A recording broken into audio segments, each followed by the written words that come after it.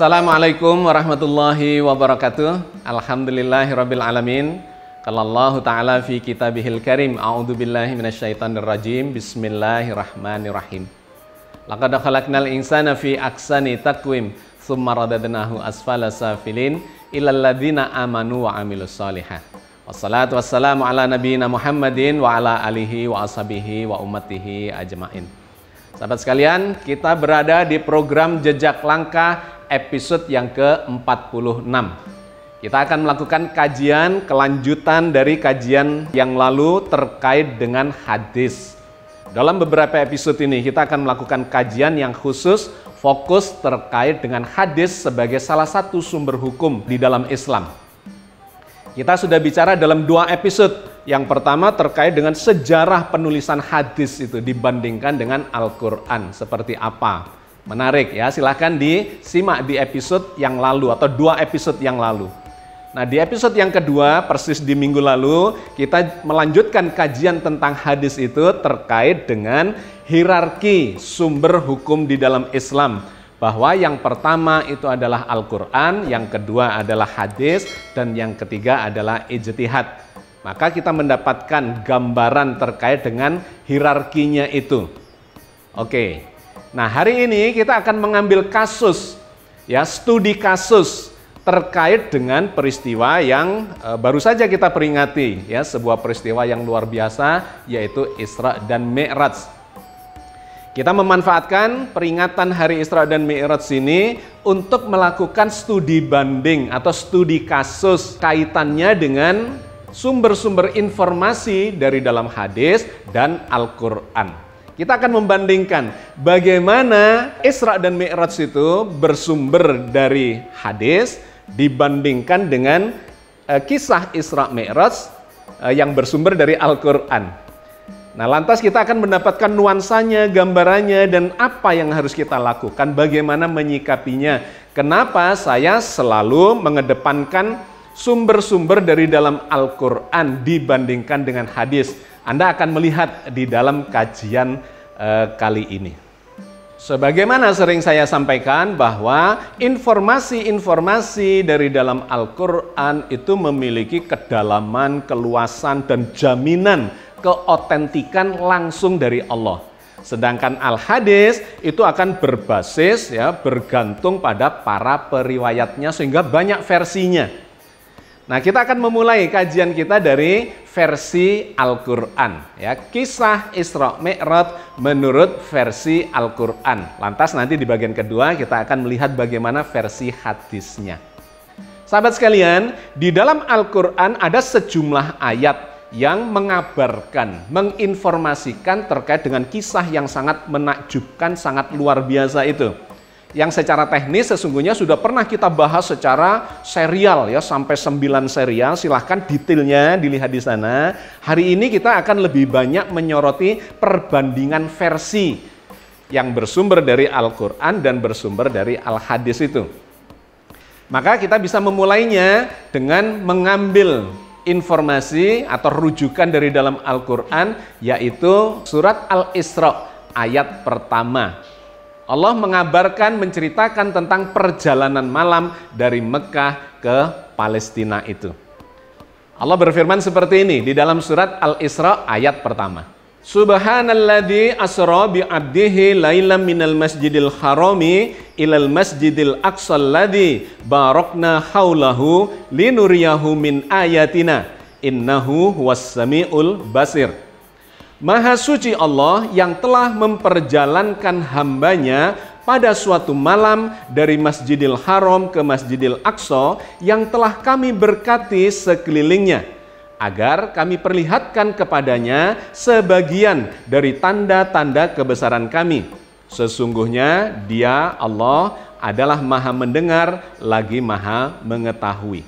Ayat ini sudah pernah kita bahas secara mendetail bahwa di dalamnya ada 8 kata kunci. Dimulai dari kata subhanalladzi, kemudian asra, abdihi, lailam, minal masjidil haram ilal masjidil aqsa, barokna haulahu, linuriyahu min ayatina, innahu wassamiul basir. Itu sudah pernah kita bahas detailnya. pada hari ini saya cuma ingin menyampaikan secara global terkait dengan itu. Bahwa cerita Isra dan Mi'raj, khususnya ayat ini adalah tentang Isra, yaitu perjalanan dari Mekah ke Palestina. Yang dilakukan cuma 1 malam, bahkan tidak sampai 1 malam. Bagaimana cara memahami peristiwa itu terkait dengan sumber dari dalam Al-Quran Al-Karim ini? Saya memilih mendekati dengan analisa yang bersifat saintifik, bahwa sangat dimungkinkan dan bisa diceritakan secara ilmiah seseorang atau benda melakukan perjalanan berpindah tempat jarak jauh dengan kecepatan yang sangat tinggi. Meskipun di zaman itu sulit untuk diterima secara akal sehat pada zaman itu. Tetapi perkembangan ilmu pengetahuan telah memberikan bukti-bukti yang sangat menarik, teori-teori yang sangat menarik, dan sudah terbukti di laboratorium maupun secara teknologis bahwa benda itu bisa dipindahkan dengan kecepatan yang sangat tinggi yang dikenal sebagai teleportasi. Tele adalah jarak jauh. Portasi, port itu adalah tempat keberangkatan atau tempat kedatangan bandara atau bisa pelabuhan atau apapun, pokoknya tempat berangkat dan kedatangan, port. Teleportasi adalah ada 2 tempat yang jauh di mana sebuah benda bisa dikirim, digerakkan, dipindahkan dengan kecepatan yang sangat tinggi. Sekarang ini para ilmuwan di negara-negara maju termasuk yang sangat antusias adalah Cina sedang mengembangkan teknologi teleportasi kuantum itu. Dan sudah bisa memindahkan informasi partikel-partikel kuantum sejarak 500 km. Ya, silahkan di browsing di internet terkait dengan teleportasi kuantum yang dikembangkan salah satunya oleh Cina itu. Poin penting yang ingin saya sampaikan adalah bahwa perjalanan jarak jauh dengan kecepatan tinggi itu sangat dimungkinkan. Bisa terjadi pada benda, bisa terjadi juga pada makhluk hidup. Al-Quran sendiri bercerita tentang pemindahan benda yang dilakukan di zamannya Nabi Sulaiman, yaitu singgasananya Ratu Balqis dari kerajaan Sabak dipindahkan ke Palestina, kerajaannya Nabi Sulaiman. Berapa lama atau berapa cepat bisa dipindahkan? Silahkan dibaca di surat An-Naml ceritanya tentang itu. Ada seorang staf ahlinya Nabi Sulaiman yang bisa memindahkan dengan kecepatan lebih cepat dari kedipan mata. Itulah manusia, orang yang menguasai dari ilmu Alkitab. Ilmu dari dalam Alkitab waktu itu adalah kitab Taurat berisi sains dan teknologi. Seperti juga Injil yang asli itu berisi sains dan teknologi. Seperti juga Al-Quran itu berisi sains dan teknologi. Cuman kita saja yang belum bisa menggalinya dan menerapkan dalam bentuk sains dan teknologi itu. Poin penting yang ingin saya sampaikan adalah Al-Quran menginformasikan tentang kisah itu dan memberikan kedalaman, keleluasaan untuk diinterpretasi dengan menggunakan sains dan teknologi. Setiap kata itu adalah kata kunci yang sangat mendalam. Setiap frase memberikan kedalaman makna juga. Setiap kalimat dan satu ayat itu memberikan keluasan, kedalaman, hikmah-hikmah, dan luar biasa. Bisa dikembangkan mengikuti perkembangan peradaban sesuai dengan ilmu yang kita miliki pada saat ini. Pada saat itu mungkin sangat sederhana ilmunya, tetapi semakin ke depan akan semakin luar biasa dikarenakan perkembangan sains dan teknologi itu juga mengalami lompatan yang luar biasa. Satu. Yang kedua terkait dengan Mi'raj. Mi'raj Rasulullah itu adalah perjalanan lintas dimensi dari langit pertama sampai langit yang ketujuh. Digambarkan oleh Allah, Nabi sudah mencapai sebuah tempat yang namanya Sidratul Muntaha, di mana Nabi bisa melihat malaikat Jibril dalam wajah aslinya. Itulah alam malakut, itulah alam akhirat. Kalau di dalam ilmu pengetahuan kosmologi ada sebuah teori yaitu M-teori yang memberikan informasi kepada kita, sebuah teori yang memprediksi dan sekarang sedang proses pembuktian dari hipotesanya itu bahwa jagat raya ini bukan cuma universe tetapi multiverse. Ada begitu banyak lapisan-lapisan ruang jagat raya yang diformulasikan berdimensi 11. Yang kalau itu kita lihat dari sisi Al-Quran Al-Karim, itulah yang disebut sebagai sab'as samawat, langit yang berlapis 7. Yang kalau dimulai dimensi pertamanya berdimensi 3, terus ditambah dimensi langit kedua menjadi 4, 5, 6, 7, sampai 10. Itu dimensi yang tertinggi, langit ke-7, ditambah dimensi waktu menjadilah 11. Persis, ya, sebuah kecocokan yang luar biasa yang tidak perlu dicocok-cocokkan, karena yang menemukan teori membran itu bukan orang Islam, tetapi non-Muslim. Tetapi ternyata apa yang dia simpulkan itu sama persis dengan apa yang disampaikan oleh Al-Quran. Sahabat sekalian, Allah berfirman di dalam surat An-Najm ayat 13 sampai 18 terkait dengan perjalanan Mi'raj Rasulullah ke Sidratul Muntaha itu. Walaqad ra'ahu nazlatan ukhra inda Sidratil Muntaha indaha jannatul ma'wa id yaghsha sidrata ma yaghsha ma zaghal basaru wa ma tagha laqad ra'a min ayati rabbihil kubra. Dan sesungguhnya Muhammad telah melihat Jibril dalam rupanya yang asli pada waktu yang lain, yaitu di Sidratil Muntaha. Di dekatnya ada surga tempat tinggal. Ketika Sidratil Muntaha diliputi oleh sesuatu yang meliputinya, penglihatannya tidak berpaling dari apa yang dilihatnya itu, dan tidak pula melampauinya. Sesungguhnya dia telah melihat sebagian tanda-tanda kekuasaan Tuhannya yang paling besar. Perjalanan lintas dimensi dari ruang langit pertama, 2, 3 sampai langit yang ke-7 itu adalah kisah yang luar biasa dahsyatnya, yang di zaman Rasulullah tidak bisa diceritakan secara masuk akal, secara saintifik, secara logis. Tetapi sekarang itu sudah bisa digambarkan, diceritakan secara saintifik. Dan sudah menjadi tema-tema di dalam film-film misalnya science fiction yang dibuat berdasarkan data-data dan teori-teori ilmiah.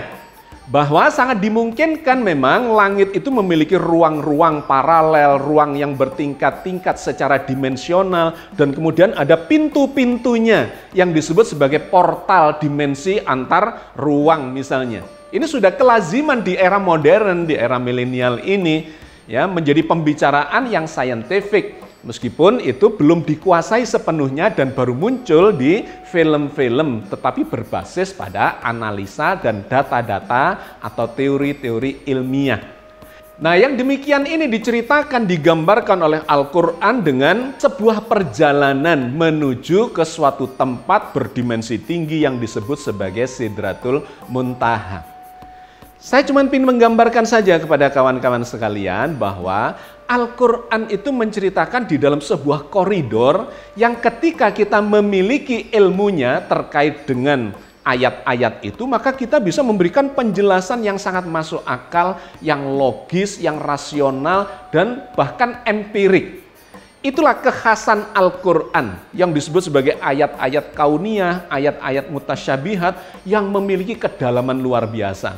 Termasuk terkait dengan perjalanan lintas dimensi itu.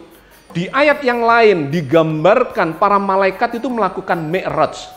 Ya, mi'raj adalah naik ke dimensi-dimensi yang lebih tinggi, di mana kemudian terjadi dilatasi waktu atau relativitas waktu. Misalnya yang diceritakan Allah di dalam surat Al-Ma'arij ayat 3 dan 4. Minallahi dzil ma'arij ta'rujul malaikatu warruhu ilaihi fi yaumin kana miqdaruhu khamsina alfasana. Dari Allah yang mempunyai tempat-tempat naik. Para malaikat dan Jibril naik menghadap kepada Tuhan dalam waktu sehari yang kadarnya 50.000 tahun. Ayat ini menggambarkan bahwa ada tempat-tempat tertentu di alam semesta ini yang bisa dilakukan sebagai tempat pemberangkatan untuk naik. Ya, minallahi dzil ma'arij, dari Allah yang memiliki ma'arij, yang dijadikan nama surat itu Al-Ma'arij, tempat-tempat naik. Kemudian digambarkan di ayat berikutnya, ta'rujul malaikatu warruh ilaihi fi yaumin kana miqdaruhu khamsina alfasana. Naik ya para malaikat dan roh atau Jibril menghadap kepada Tuhannya dalam waktu sehari yang kadarnya 50.000 tahun. Ini sangat scientific ini.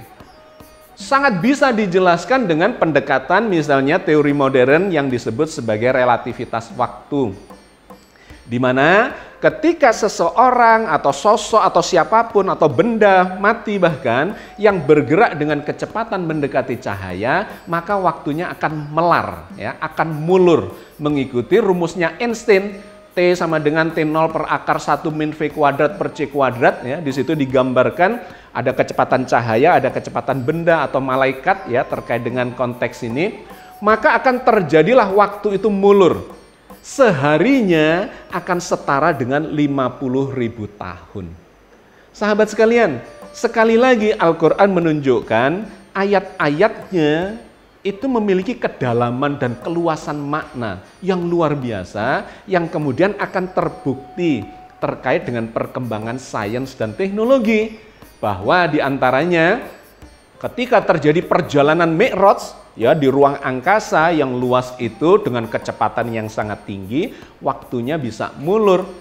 Ini misalnya menjelaskan Nabi Muhammad untuk melewati semua, ya, ruangan atau batas-batas dimensi sampai ke langit yang ketujuh, sampai ke Sidratil Muntaha dengan menggunakan relativitas waktu itu butuh waktu yang sangat cepat. Sesungguhnya itu sangat logis dan rasional dari sisi ilmu pengetahuan. Bahkan terkait dengan portal-portal dimensi, itu Al-Quran bercerita tentang pintu-pintu langit, ya, yang bisa dilewati untuk masuk ke langit-langit yang lebih tinggi, yang berdimensi lebih tinggi. Misalnya yang disampaikan Allah, difirmankan Allah dalam surat Al-Hijr ayat 14 dan 15. Walau fatahna alaihim babam minas sama'i fadhallu fihi ya'rujun. Laqalu innama sukirat absaruna bal nahnu qaumum mashhurun. Dan seandainya kami membukakan kepada mereka salah satu dari pintu-pintu langit, lalu mereka terus-menerus naik ke atasnya, tentulah mereka akan berkata, sesungguhnya pandangan kami dikaburkan, bahkan kami adalah orang-orang yang terkena sihir. Perjalanan lintas dimensi akan menyebabkan seseorang mengalami suasana kebatinan yang berbeda sekali dibandingkan ketika melakukan perjalanan di alam dimensi yang sama. Diibaratkan oleh ayat ini, dia akan seperti orang yang terkena sihir karena memasuki dimensi-dimensi yang berbeda itu.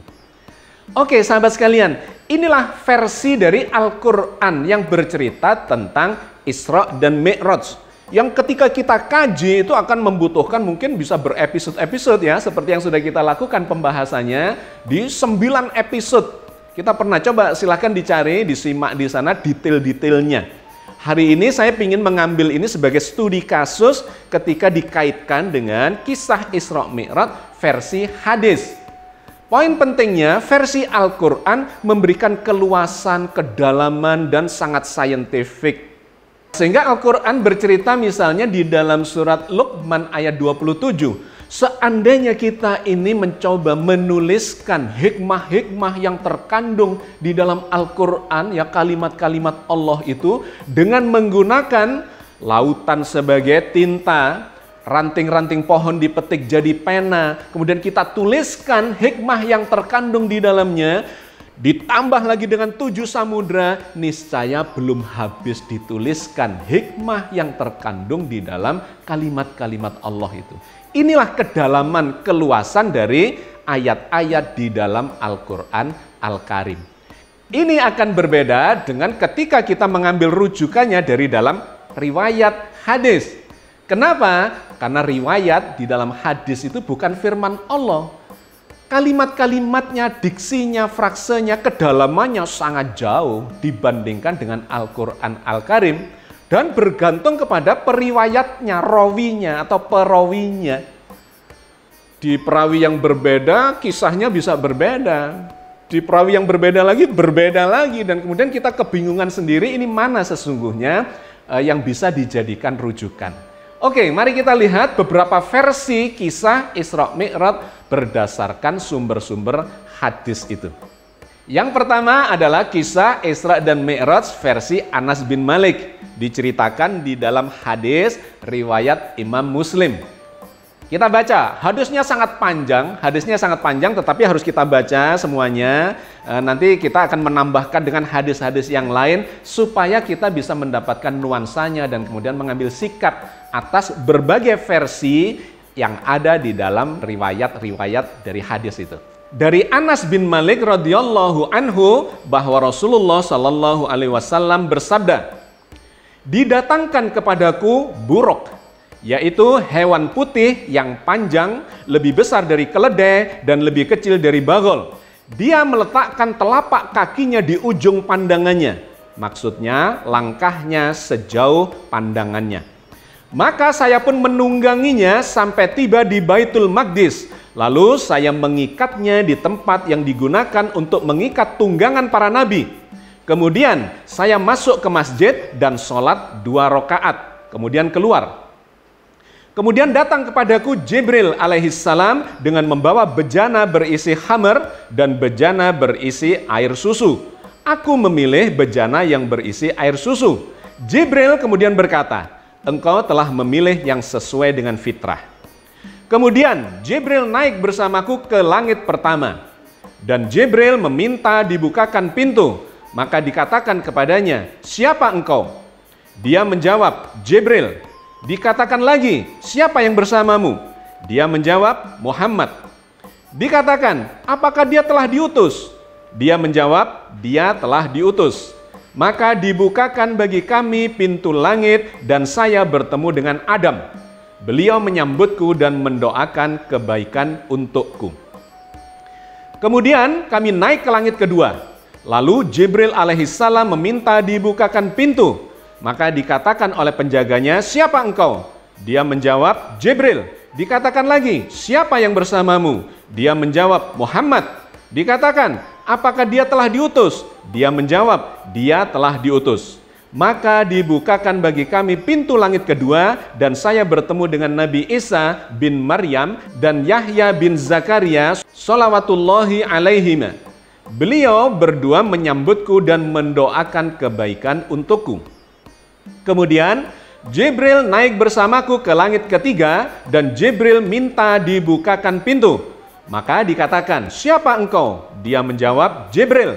Dikatakan lagi, "Siapa yang bersamamu?" Dia menjawab, "Muhammad." Dikatakan, "Apakah dia telah diutus?" Dia menjawab, "Dia telah diutus." Maka dibukakan bagi kami pintu langit ketiga dan saya bertemu dengan Yusuf alaihissalam yang beliau telah diberi separuh dari kebagusan wajah. Beliau menyambutku dan mendoakan kebaikan untukku. Kemudian Jibril naik bersamaku ke langit keempat dan Jibril meminta dibukakan pintu. Maka dikatakan kepadanya, "Siapa engkau?" Dia menjawab, "Jibril." Dikatakan lagi, "Siapa yang bersamamu?" Dia menjawab, "Muhammad." Dikatakan, "Apakah dia telah diutus?" Dia menjawab, "Dia telah diutus." Maka dibukakan bagi kami pintu langit keempat dan saya bertemu dengan Idris alaihissalam. Beliau menyambutku dan mendoakan kebaikan untukku. Allah berfirman yang artinya, "Dan kami telah mengangkatnya ke martabat yang tinggi." Surat Maryam ayat 57. Kemudian Jibril naik bersamaku ke langit kelima dan Jibril meminta dibukakan pintu. Maka dikatakan kepadanya, "Siapa engkau?" Dia menjawab, "Jibril." Dikatakan lagi, "Siapa yang bersamamu?" Dia menjawab, "Muhammad." Dikatakan, "Apakah dia telah diutus?" Dia menjawab, "Dia telah diutus." Maka dibukakan bagi kami pintu langit kelima dan saya bertemu dengan Harun alaihissalam. Beliau menyambutku dan mendoakan kebaikan untukku. Kemudian Jibril naik bersamaku ke langit keenam dan Jibril meminta dibukakan pintu. Maka dikatakan kepadanya, "Siapa engkau?" Dia menjawab, "Jibril." Dikatakan lagi, "Siapa yang bersamamu?" Dia menjawab, "Muhammad." Dikatakan, "Apakah dia telah diutus?" Dia menjawab, "Dia telah diutus." Maka dibukakan bagi kami pintu langit dan saya bertemu dengan Musa. Beliau menyambutku dan mendoakan kebaikan untukku. Kemudian Jibril naik bersamaku ke langit ke-7 dan Jibril meminta dibukakan pintu. Maka dikatakan kepadanya, siapa engkau? Dia menjawab Jibril. Dikatakan lagi, siapa yang bersamamu? Dia menjawab Muhammad. Dikatakan apakah dia telah diutus? Dia menjawab dia telah diutus.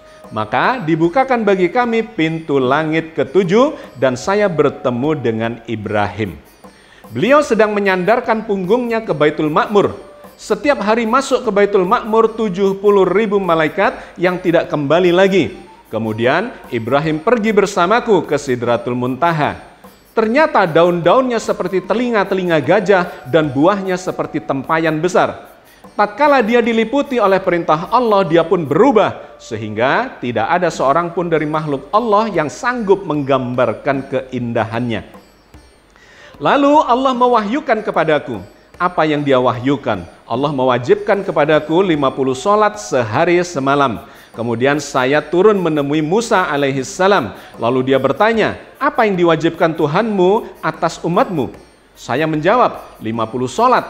Dia berkata, kembalilah kepada Tuhanmu dan mintalah keringanan, karena sesungguhnya umatmu tidak akan mampu mengerjakannya. Sesungguhnya saya telah menguji dan mencoba Bani Israel.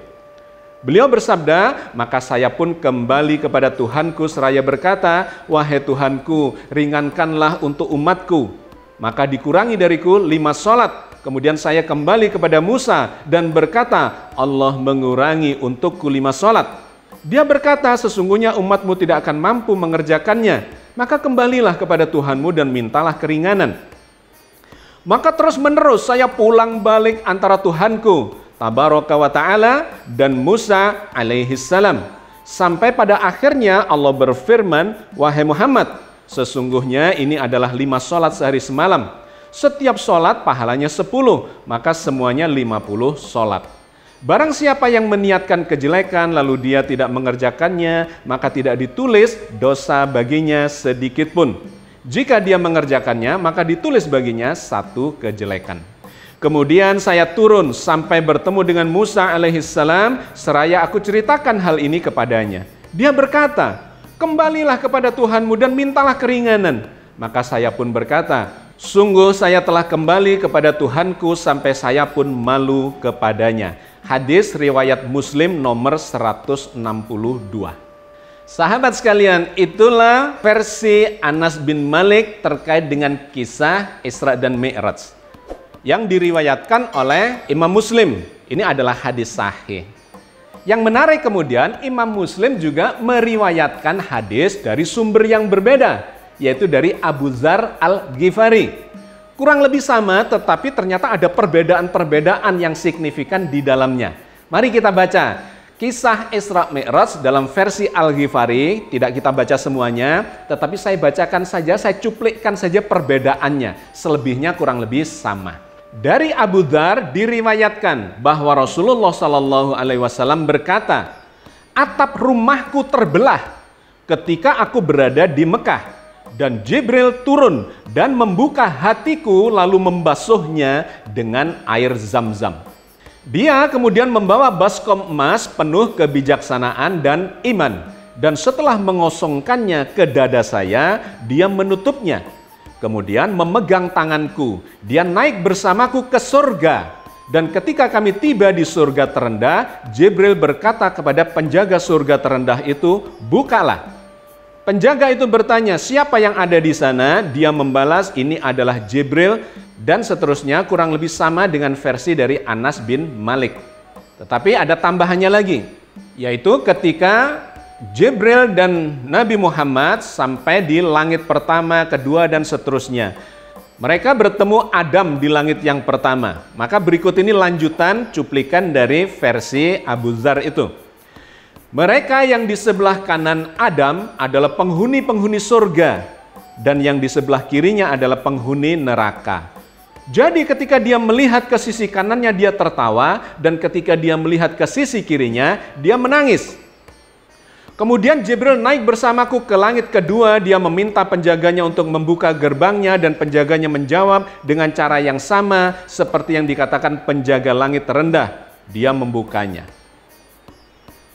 Anas bin Malik berkata, dia Nabi menyebutkan bahwa dia menemukan di langit Adam, Idris, Isa, Musa, dan Ibrahim. Tetapi dia tidak memastikan tentang sifat tempat tinggal mereka, kecuali bahwa dia telah menemukan Adam di surga terendah dan Ibrahim di surga yang keenam. Hadis riwayat Muslim nomor 163.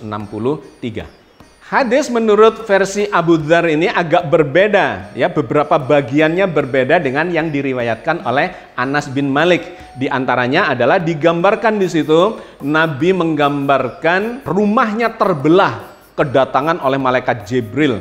Kemudian dadanya dibuka, dibasuh dengan air zam-zam, kemudian membawa baskom berisi kebijaksanaan dan keimanan dan seterusnya.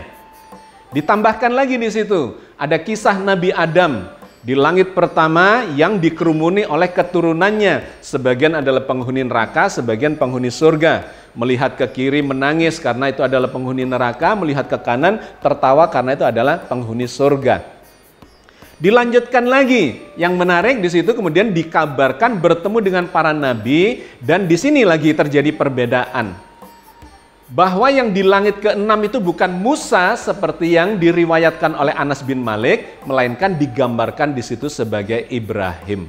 Jadi ada dua perbedaan, sama-sama sahih, sama-sama diriwayatkan oleh Imam Muslim. Yang pertama nomor 162 dan yang kedua ini nomor 163. Oke, lebih menarik lagi kita baca sumber yang lain yang diriwayatkan oleh perawi yang berbeda, tetapi juga disahihkan dan diriwayatkan oleh Imam Muslim, yaitu hadis nomor 164a. Dari Malik bin So'so'ah, Rasulullah berkata, saya berada di dekat rumah Ka'bah dalam keadaan antara tidur dan terjaga. Ketika saya mendengar seseorang berkata, dia adalah orang ketiga di antara dua orang. Kemudian dia datang kepada saya dan membawa saya bersamanya. Kemudian baskom emas berisi air zam-zam dibawa kepadaku dan hatiku dibuka untuk ini dan itu. Qatadah berkata, saya bertanya kepadanya, orang yang bersama saya yaitu perawi, apa yang dia maksud dengan ini dan itu? Dia menjawab, yaitu dibuka sampai perutnya. Kemudian hatiku dicabut dan dicuci dengan air zam-zam dan kemudian dikembalikan ke posisi semula setelah dipenuhi dengan iman dan kebijaksanaan. Saya kemudian dibawakan seekor binatang putih yang disebut al-buraq, lebih besar dari keledai dan lebih kecil dari bagol. Langkahnya sejauh mata memandang. Saya dinaikkan di atasnya dan kemudian kami pergi sampai kami mencapai surga terendah. Jibril meminta gerbang untuk dibuka, dan seterusnya. Aku berkata, Jibril, apa sungai-sungai ini? Beliau menjawab, dua sungai yang tersembunyi adalah sungai-sungai surga, dan dua sungai yang nyata adalah sungai Nil dan Efrat. Dua bejana kemudian dibawa ke saya, yang pertama berisi anggur, dan yang kedua berisi susu. Dan keduanya ditaruh di depanku, saya memilih susu. Dikatakan, Anda melakukannya dengan benar. Hadis riwayat Muslim nomor 164a. Hadis ketiga yang diriwayatkan oleh Imam Muslim juga dari Malik bin So'so'ah ini memiliki perbedaan lagi dengan hadis dari Anas bin Malik dari Abu Dzar Al-Ghifari. Nah, di sini digambarkan perbedaannya, ya. Yang pertama, ternyata Nabi menurut versi dari Malik bin So'so'ah ini tidak berangkat dari rumah seperti diceritakan oleh Abu Dzar di mana rumahnya terbelah dan Jibril datang. Tetapi dari Ka'bah, dari sekitaran Ka'bah. Kemudian diceritakan dibelah juga perutnya, dicuci dengan air zam-zam dan seterusnya, kurang lebih sama, ya, satu. Yang kedua kemudian digambarkan ada kendaraan yang bernama buraq. Nabi dinaikkan ke tunggangan yang bernama buraq itu dan pergi bersama malaikat Jibril, kemudian menuju ke langit sampailah di surga yang terendah. Minta dibukakan pintu dan seterusnya. Ini berbeda dengan versi dari Anas bin Malik, di mana digambarkan di Anas bin Malik itu dari Mekah itu Nabi ke Baitul Maqdis dan menambatkan kudanya atau menambatkan buraqnya itu di pelataran masjid itu. Kemudian naik ke langit tanpa dengan buraq. Tetapi di versi ini digambarkan naik buraq sampai ke langit. sampai di tempat rendah dan seterusnya untuk dibukakan pintu sampai ke Sidratul Muntaha, ya, 2. Kemudian yang ketiga digambarkan sesampainya di surga itu Nabi melihat ada sungai-sungai, kemudian bertanya ini sungai apa? Disebutlah diantaranya ada sungai Nil dan Efrat di surga itu. Kemudian yang keempat adalah ini yang menarik karena Nabi kemudian diberi bejana, ya, berisi dengan khamar dan susu. Ternyata berbeda situasinya dengan yang diriwayatkan oleh Anas bin Malik. Di riwayat Anas bin Malik, khamar dan susu itu ditawarkan kepada Nabi saat beliau berada di Baitul Maqdis sebelum Mi'raj. Tetapi di hadis riwayat ini diceritakannya justru ketika berada di surga ditawari susu atau khamar. Jadi sekali lagi kemudian muncul perbedaan antara versi-versi itu. Jadi sahabat sekalian, begitulah yang diceritakan oleh hadis itu. Sangat berbeda dengan Al-Quran yang lugas tetapi memiliki kedalaman makna yang luar biasa. Sedangkan hadis ini berbeda-beda bergantung pada periwayatnya. Ada lagi hadis yang tidak sahih, ya. Kalau tadi kita ambil itu dari yang paling tinggi kualitasnya karena masuk dalam Sahih Muslim. Ini ada hadis lain lagi yang lebih sulit untuk diterima, bahkan dikategorikan sebagai hadis palsu yang diriwayatkan oleh Ibnu Ishaq. Yang ini digunakan seringkali untuk memfitnah Nabi Muhammad. Karena dikabarkan melalui riwayat Ibnu Ishaq ini, Nabi berangkat Isra dan Mi'raj itu dari rumah seseorang wanita yang bernama Ummu Hani. Padahal Ummu Hani ini bukan istri Nabi, melainkan cuman sepupunya. Yang ketika peristiwa Isra Mi'raj itu sesungguhnya Ummu Hani ini sudah berkeluarga dengan lelaki yang lain. Dan baru nantinya masuk Islam setelah Nabi itu menaklukkan kota Mekah, itu sesudah peristiwa Isra dan Mi'raj. Tetapi hadis ini sering dikutip oleh para mubaligh, sejumlah da'i yang bersumber dari Ummu Hani, tanpa menyadari bahwa sesungguhnya ini adalah hadis palsu yang kemudian memunculkan fitnah kepada Rasulullah. Mari kita baca versi dari Ibnu Ishaq itu. Riwayat Ibnu Ishaq dari Ummu Hani. Di antara kisah yang sampai kepada saya dari Ummu Hani binti Abi Thalib terkait Isra Rasulullah SAW ialah beliau Ummu Hani menceritakan Rasulullah SAW tidak diisrakan melainkan ketika Baginda SAW berada di rumahku.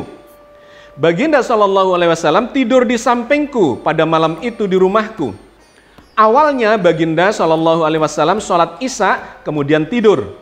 Kami pun turut tidur. Sebelum fajar Rasulullah telah mengejutkan kami lalu sholat subuh. Kami sholat bersamanya. Setelah itu Rasulullah bersabda, "Wahai Ummu Hani, malam tadi saya telah sholat bersama kamu seperti yang kamu tahu di wadi ini. Setelah itu saya pergi ke Baitul Maqdis dan sholat di sana. Dan sekarang saya sholat subuh bersama kamu seperti yang kamu saksikan." Dan seterusnya. Ini adalah hadis palsu yang diriwayatkan oleh Ibnu Ishaq dengan meminjam nama Ummu Hani. Tetapi sayangnya sering dikutip oleh para mubaligh, oleh para da'i yang mengatakan bahwa Nabi itu berangkat Isra Mi'rajnya itu dari rumah Ummu Hani. Oke, sahabat sekalian, inilah kondisinya, fakta, kisah-kisah yang diriwayatkan oleh hadis. Berbagai macam bergantung pada periwayatnya, ada versi-versinya dan kemudian saling bertentangan di sana-sini. Sehingga kita menjadi kebingungan sendiri, ambigu, rancu untuk mengambil kisah dari dalam hadis itu sebagai rujukan. Akan lebih clear kalau kita ini mengambil dari dalam Al-Quran Al-Karim. Kenapa? Karena sudah dijamin kebenarannya oleh Allah. Isinya sangat mendalam, lugas, logis, rasional, dan kemudian bisa dijelaskan dengan pendekatan ilmu pengetahuan modern sekalipun. Sementara kisah-kisah yang muncul dari hadis itu terkesan sangat mistis.